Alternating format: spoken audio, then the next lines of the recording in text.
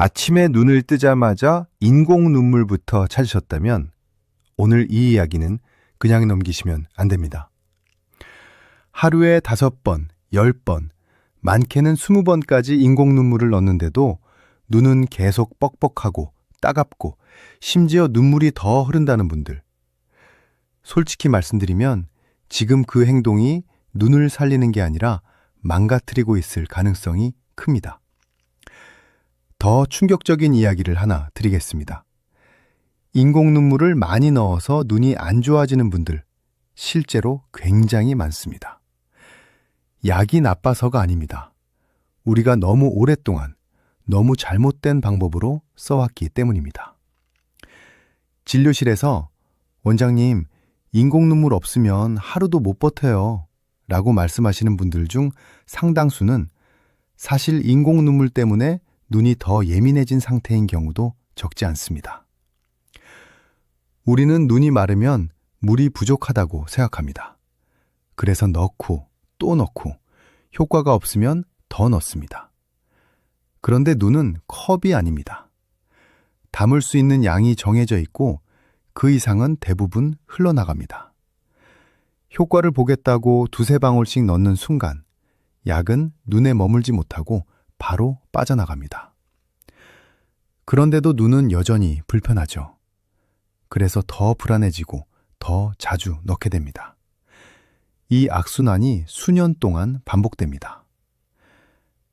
여기까지 들으시면서 가슴이 철렁하셨다면 이 영상은 여러분을 위한 이야기입니다. 안녕하세요. 시니어 건강을 함께 공부하는 백세건강 라운지입니다. 저는 현장에서 진료하면서 오늘만큼은 꼭 이 이야기를 제대로 드리고 싶었습니다. 본격적으로 시작하기 전에 이런 건강 이야기 도움이 되신다면 구독 한번, 좋아요 한번 눌러주시면 정말 큰 힘이 됩니다. 이 영상에서 제가 드리고 싶은 핵심은 하나입니다. 눈이 건조한 이유는 물이 부족해서가 아니라 우리가 매일 반복하는 습관 때문일 수 있다는 겁니다. 특히 인공 눈물을 넣는 방법, 거의 대부분이 잘못 알고 계십니다. 저 역시 전에는 몰랐던 부분입니다. 그래서 더 위험합니다. 잘못된 방법은 효과가 없는 정도가 아니라 치료 기회를 계속 놓치게 만듭니다. 오늘 영상에서는 왜 인공 눈물이 듣지 않는지, 왜 깜빡이는 순간 약효가 사라지는지, 그리고 눈물이 많은데도 눈이 더 아픈 이유가 무엇인지 하나씩 차근차근 말씀드리려고 합니다. 복잡한 의학 용어는 최대한 빼고 지금 당장 집에서 해볼 수 있는 이야기만 드리겠습니다. 이 이야기를 끝까지 들으시면 오늘 저녁부터 눈 관리 방법이 완전히 달라질 겁니다. 아마 지금도 이 영상을 들으시면서 무의식적으로 눈을 한번 깜빡이셨을 겁니다. 우리는 하루에도 수천 번씩 눈을 깜빡입니다. 그런데 바로 그 자연스러운 행동 하나가 안약 효과를 완전히 없애버리는 결정적인 원인이라는 사실은 거의 알려지지 않았습니다.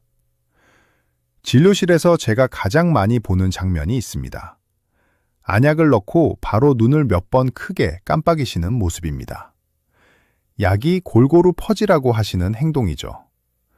그런데 의학적으로는 그 반대의 결과가 나옵니다. 눈에는 눈물 펌프라는 기능이 있습니다. 눈을 깜빡이는 순간 눈 주변 근육이 강하게 수축하면서 눈 안에 들어온 액체를 눈물길 쪽으로 밀어냅니다. 그 안에 안약이 들어있든 인공 눈물이 들어있든 가리지 않습니다. 연구 결과를 보면 안약을 넣고 바로 깜빡일 경우 약물의 절반 이상이 수십 초 안에 사라집니다. 약이 작용할 시간조차 없이 배출되는 겁니다. 그래서 넣을 때만 시원하다는 말이 나오는 겁니다. 여기서 많은 분들이 또 하나의 실수를 합니다. 약이 잘 들어가라고 검은 자위를 정확히 겨냥합니다. 그런데 검은 자위는 우리 눈에서 감각이 가장 예민한 부위입니다. 물방울이 닿는 순간 반사적으로 눈을 꽉 감게 됩니다. 결국 어렵게 넣은 안약은 눈 안으로 들어가지도 못하고 눈꺼풀에 튕겨서 흘러내립니다. 눈에 넣은 것 같지만 실제로는 볼에 바른 셈이죠. 이제부터 방법을 바꿔야 합니다. 복잡하지 않습니다.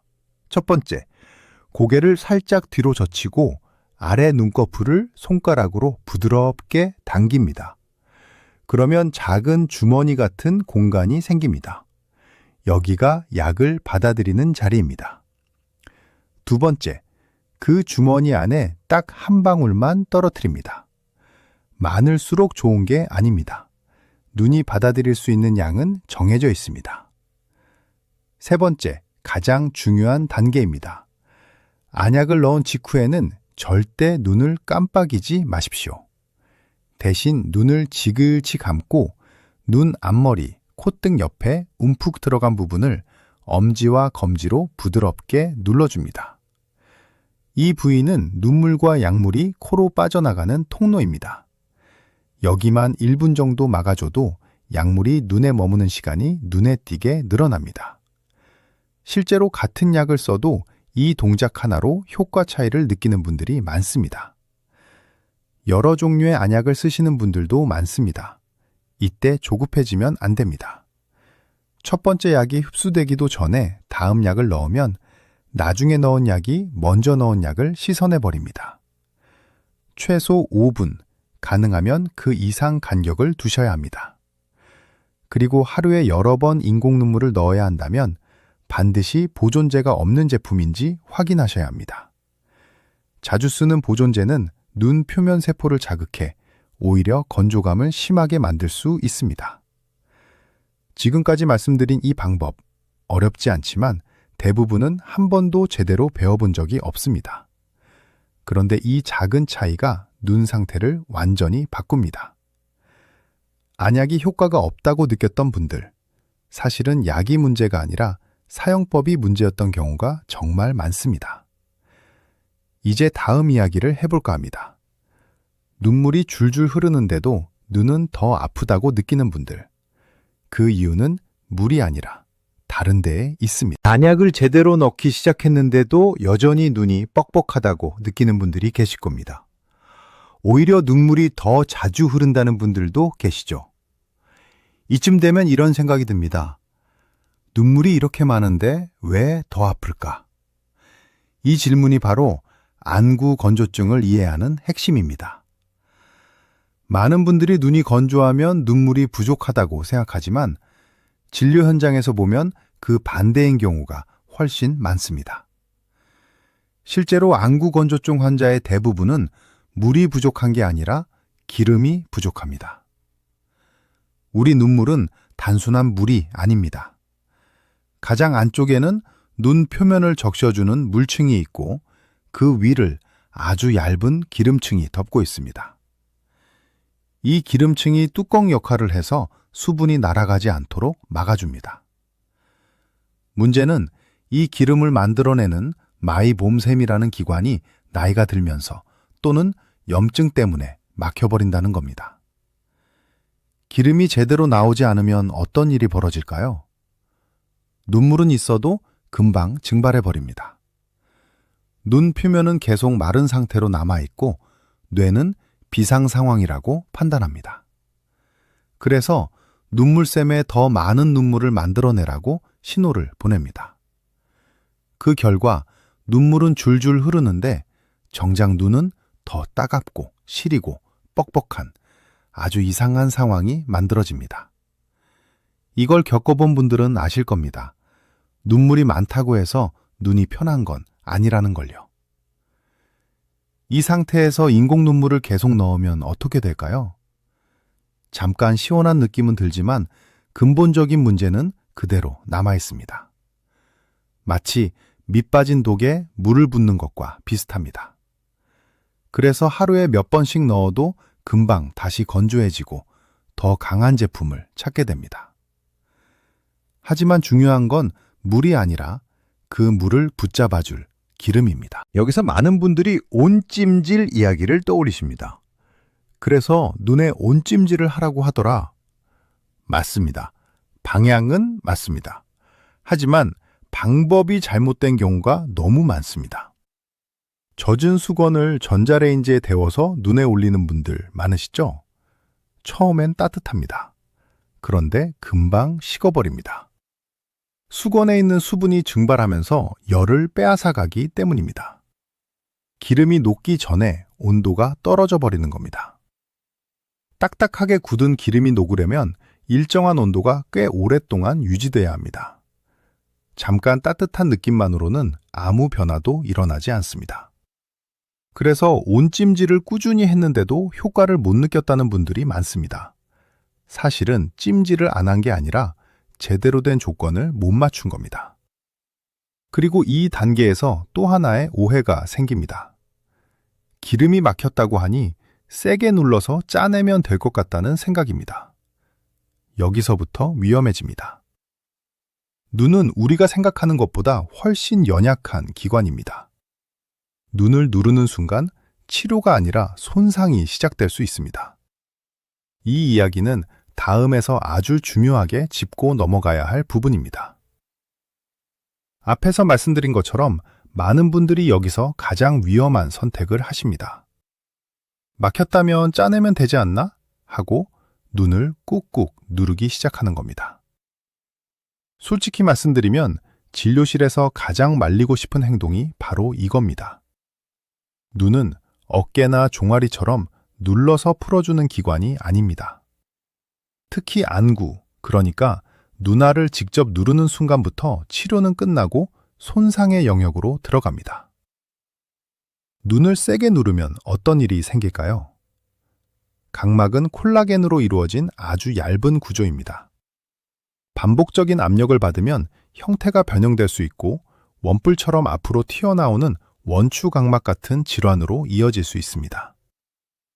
또 눈을 누르는 순간 안압이 급격히 올라가면서 시신경에 부담을 주기도 합니다. 시원하다는 느낌이 들었다면 그건 좋아졌다는 신호가 아니라 위험 신호일 수 있습니다. 그렇다고 해서 눈 주변을 전혀 건드리지 말라는 뜻은 아닙니다. 의사들이 실제로 권하는 방법은 분명히 따로 있습니다. 핵심은 한 가지입니다. 눈알은 절대 누르지 않고 눈꺼풀만 관리하는 겁니다. 이 차이를 이해하셔야 합니다. 이건 눈 마사지가 아니라 눈꺼풀 관리입니다. 순서를 말씀드리겠습니다. 첫 단계는 반드시 온찜질입니다. 이걸 건너뛰면 다음 단계는 의미가 없습니다. 기름은 짜낸다고 나오는 게 아니라 녹아야 나옵니다. 40도에서 45도 정도의 온도가 최소 10분 이상 유지되어야 굳어있던 기름이 액체 상태로 바뀝니다. 젖은 수건이 아니라 온도가 일정하게 유지되는 온열 안대를 권하는 이유가 여기에 있습니다. 두 번째가 압출입니다. 여기서 말하는 압출은 힘을 주는 동작이 아닙니다. 윗눈꺼풀은 눈썹 쪽에서 아래로 속눈썹 방향으로 살짝 밀어줍니다. 아랫눈꺼풀은 반대로 아래에서 위로 역시 속눈썹 쪽을 향해 부드럽게 눌러줍니다. 손가락에 힘이 들어가서 눈알이 눌린다는 느낌이 들면 이미 잘못된 겁니다. 피부가 살짝 움직이는 정도면 충분합니다. 마지막 단계는 닦아내기입니다. 온찜질과 압출로 녹아나온 기름은 그대로 두면 다시 문제를 일으킬 수 있습니다. 면봉이나 전용 눈꺼풀 세정제를 사용해서 속눈썹 뿌리 부분만 부드럽게 닦아냅니다. 이때도 눈 안쪽을 문지르듯 닦으면 안 됩니다.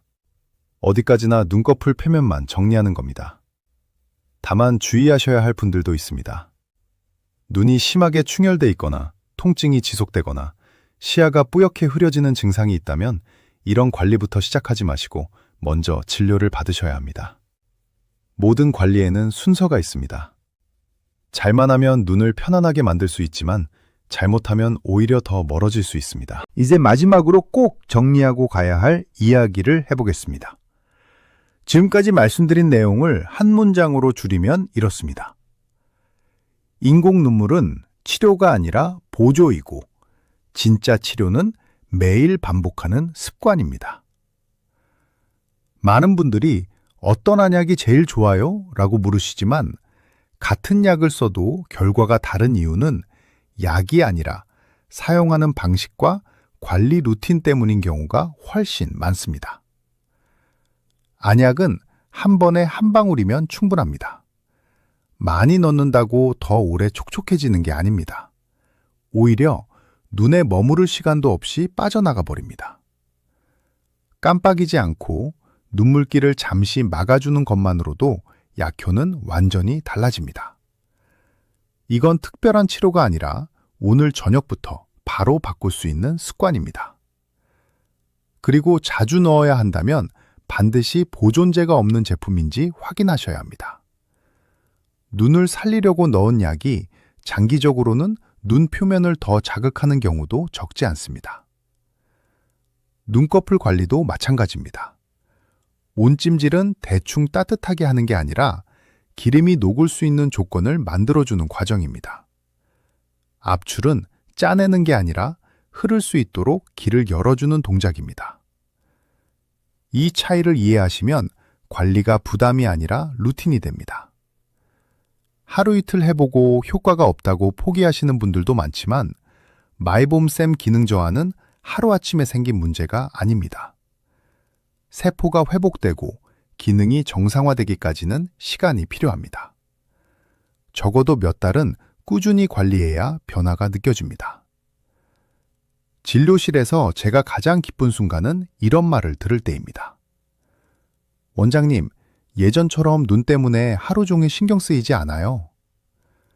눈이 편안해지면 삶의 피로도가 확실히 줄어듭니다. 글씨를 오래 봐도 덜 힘들고 TV를 보다가 눈을 비비는 일도 줄어듭니다. 그 변화는 대단한 약이 아니라 작은 습관에서 시작됩니다. 오늘 이야기한 내용이 눈이 불편한 분들께 하나의 기준이 되었으면 합니다. 더 이상 무작정 인공 눈물만 늘리지 마시고 왜 효과가 없었는지부터 점검해 보시기 바랍니다. 지금까지 백세건강라운지에서 전해드렸습니다. 오늘부터 눈 관리 제대로 시작해 보셔도 늦지 않습니다. 감사합니다.